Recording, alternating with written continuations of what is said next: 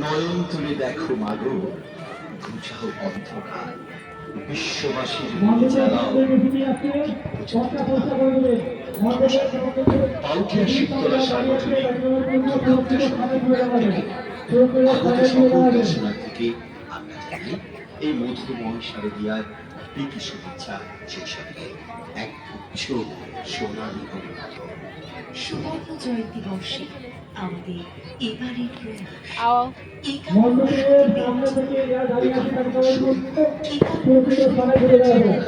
নিজে দর্শন করুন এবং পাশের দর্শনার্থীকে দেখার সুযোগ করুন।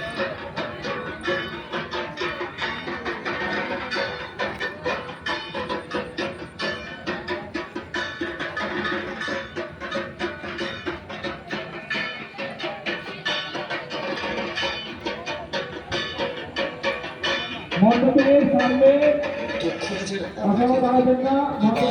সামনে বিবাহ করেছিলেন দেবী সতী। পিতা দক্ষরাজ সতীর এই বিবাহ মেনে নিতে পারেননি।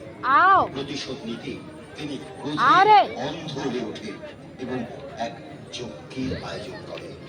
কিন্তু যজ্ঞানুষ্ঠানে সকল দেবদেবীর নিমন্ত্রণ থাকলেও মহাদেব ও দেবী সতীকে দক্ষরাজ নিমন্ত্রণ করেন।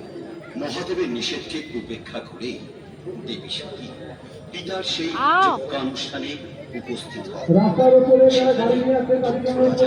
সতীকে অপমান করেন এবং মহাদেবের নামে কটু কথা বলেন।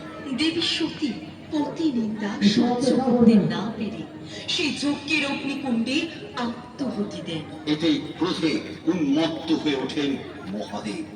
যজ্ঞস্থলে উপস্থিত হয়ে যজ্ঞানুষ্ঠান ভণ্ডুল করে দেয় এবং সতীর দেহ কাঁধে নিয়ে প্রচন্ড প্রলয় নৃত্য করতে থাকে। জগৎ সংসার ধ্বংসের উপক্রম হয়। এমতো অবস্থায় ভগবান বিষ্ণু সুদর্শন চক্র দ্বারা সতীর দেহ খণ্ড খণ্ড করে। সতীর দেহ 51টি খণ্ডে বিভক্ত হয়ে তা বিভিন্ন জায়গায় পড়ে। সেই স্থানগুলিকে সতীপীঠ বলা হয়। আপনারা সেই 51 সতীপীঠ দর্শন করুন।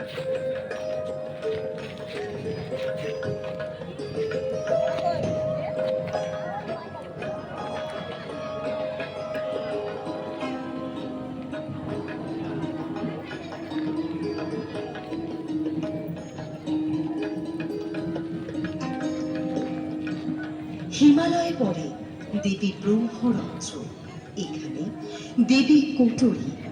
গরমে এখানে দেবী 3 চক্ষু ছিল। এখানে দেবী মহিষমর্দিনী। জ্বালামুখী, এখানে দেবী জিহ্বা পড়েছিল। এখানে দেবী অম্বিকা। সুগন্ধা, इस तरह ठाकुर हो वहाँ নাসিকা, এখানে দেবী সুমনা। ভৈরব পর্বতে অবতী দেশে এখানে দেবী ঊর্ধ্ব ওষ্ঠ পড়েছিল। এখানে দেবী অবতী। অট্টহাস, এখানে দেবী অধর ওষ্ঠ পড়েছিল। এখানে দেবী ফুল্লরা। প্রভাস, এখানে দেবী উদর পড়েছিল। এখানে দেবী চন্দ্রভাগা। জনস্থা,